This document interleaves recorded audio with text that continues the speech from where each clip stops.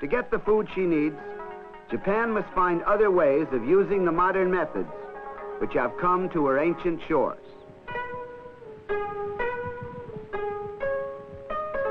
The success of technology depends on raw materials. And in Japan, the main raw material is people. Skilled craftsmen who in countless home workshops practice ancient trades perfected over many centuries. From tiny factories manned by half a dozen relatives and from huge industrial concerns come the textiles, cotton, silk, and rayon, which amount to a third of Japan's exports to the entire world.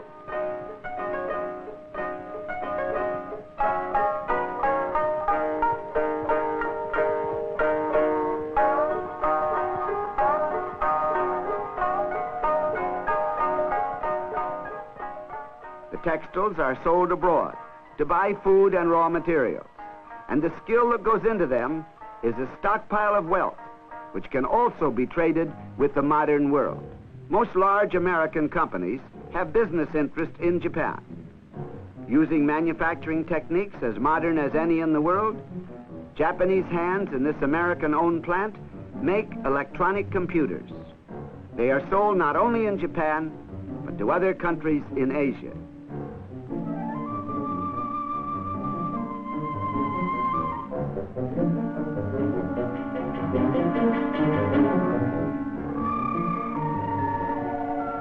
But even in the most modern factory, the past creeps in. This young secretary prefers, for her small tasks, the ancient abacus, or soroban.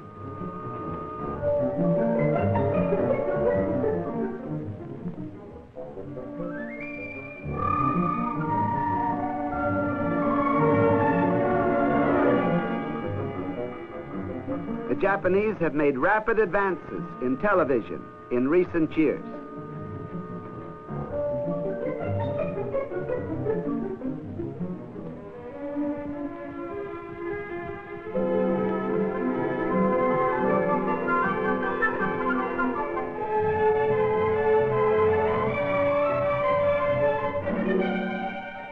The actor is Sesshu Hayakawa, once a star of the American silent screen. The play is an adaptation of Victor Hugo's Les Miserables. Tonight's installment tells how tragedy struck a French home.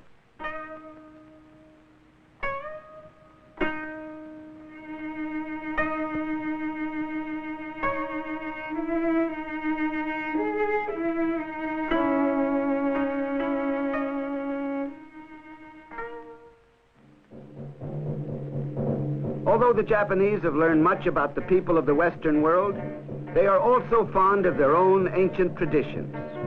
Their oldest sport is sumo, a kind of hand wrestling between 300-pound giants.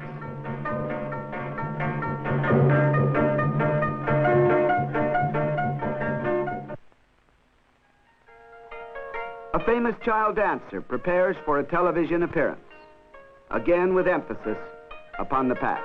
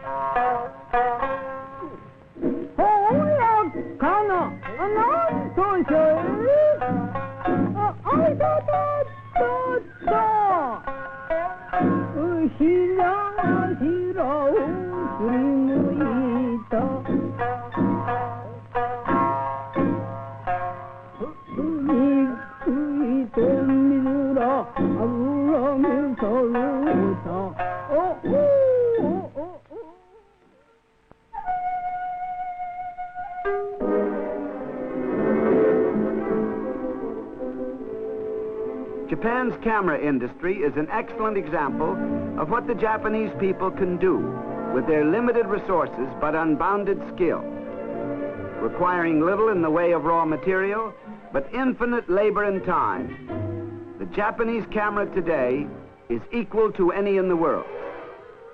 The industry is the pride of the Japanese, so much so that everyone takes pictures, even a couple on their honeymoon. With the money she makes from her sales abroad, Japan buys many of the foreign goods she needs: cotton, coal, iron, wheat, and even tons of rice. Japan is America's third best foreign customer and the largest purchaser in the world of American agricultural products. Japan buys annually from the United States twice as much as she sells.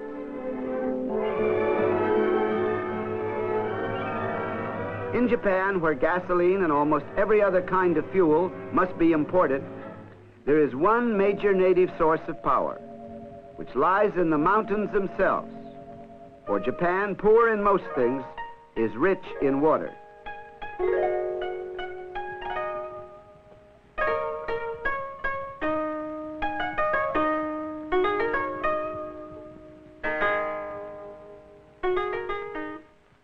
The great power stations, many constructed with American aid or other international loans, are the center of vast networks of transmission lines. These bring light to almost every single dwelling in Japan and supply power converted from the strength of the rugged mountains to the furnaces and machine tools and assembly lines of Japan's growing industries.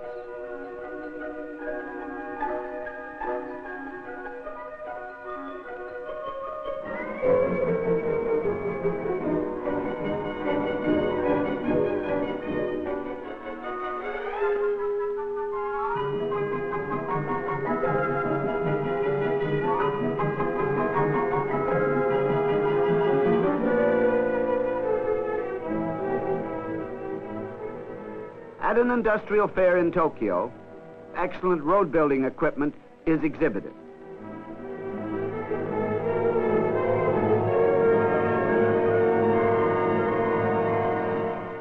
Side by side with the orange monsters at the fair are self-propelled pogo sticks, or tampers.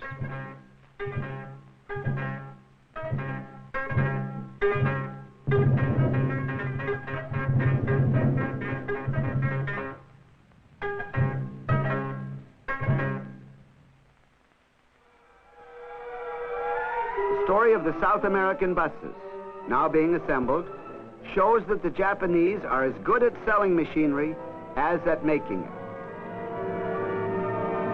These diesel engines were constructed 10,000 miles away in Columbus, Indiana, shipped to Japan, and installed here in chassis and body.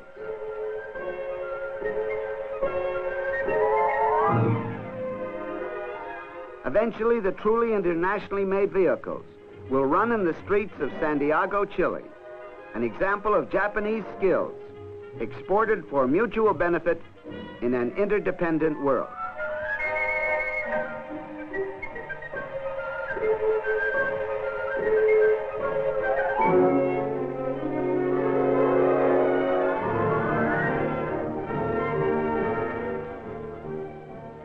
To meet the demands of the merchant fleets of the world, Japanese shipbuilders are turning out ships for many nations. Nagasaki is one of Japan's largest ports. It once lay under the ashes of an atomic explosion. Its people have completed the back-breaking job of rebuilding what the war destroyed. Japan today actually constructs more ships than any other nation, everything from trawlers to 80,000-ton oil tankers.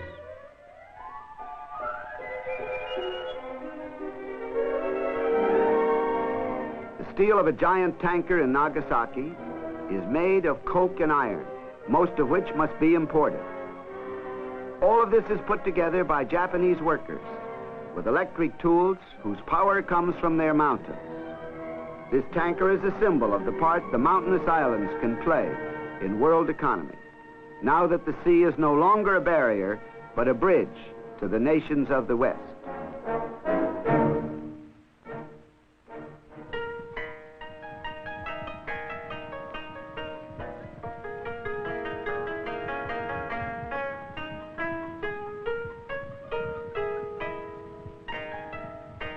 Japan has many problems as she faces the future. How can her people maintain their newly won human rights? How can this small country remain secure and independent? Above all, how can she feed, clothe, and care for her millions of people? No one has the complete answer. But all over Japan, young people are discussing these problems. Everyone has a different point of view. This respected teacher sees hope in close cooperation with the United Nations and the West. The girl, a news reporter, is concerned about freedom of thought and inquiry and the question of rearmament. The agricultural expert speaks of new kinds of crops and food sources. A young electronics engineer talks of technology, but by his side is a university graduate, unable to find a job. Each has his own idea, but all agree that Japan's greatest problem is one of economic survival. Their future and the future of their children will depend on how hard they work and how well they succeed in buying and selling as a free nation. When they grow up, the children of Japan will have little to work with in the way of land and materials. But their skills, their energy, and their will to work are unique and will count. In these factors lies Japan's hope for the future.